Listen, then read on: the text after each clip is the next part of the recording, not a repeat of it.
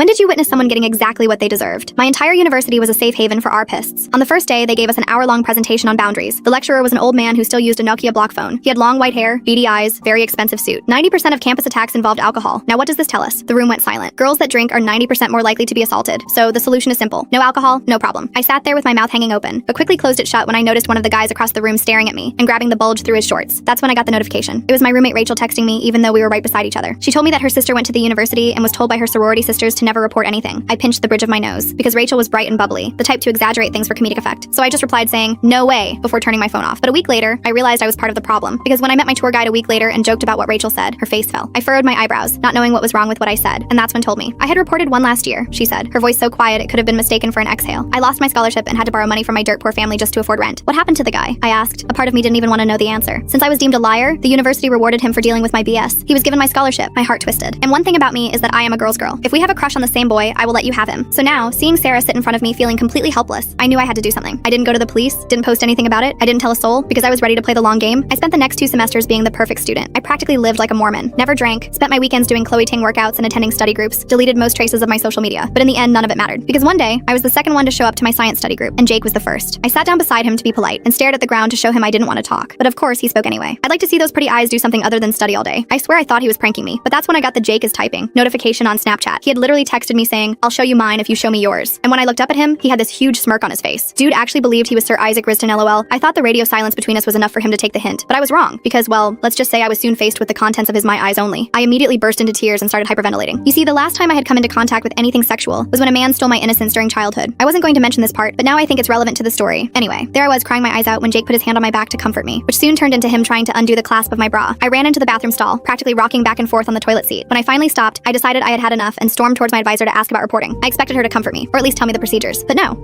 Why the F were you alone with him? Especially wearing that? She then pointed to my ripped jeans like they were to blame. I just smiled and walked away, because I had an ace up my sleeve, one that I didn't want to pull out unless I absolutely had to. My daddy was a rich lawyer. He was the one who had put my childhood ARPist away, and I knew he would do anything for me. And I had just recorded our entire conversation. Full story on channel, link below.